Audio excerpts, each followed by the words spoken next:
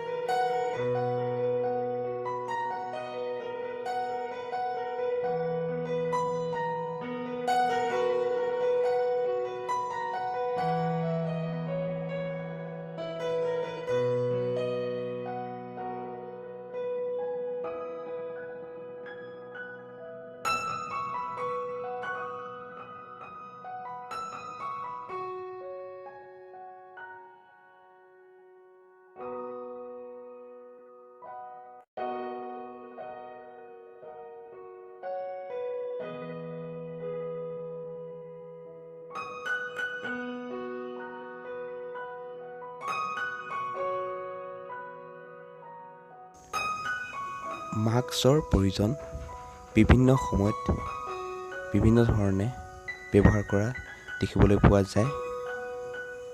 সেয়ে আপোনালোকে এই ভিডিঅ'টোৰ যোগে মাস্ক এখন ঘৰতে তৈয়াৰ কৰিব পাৰিলে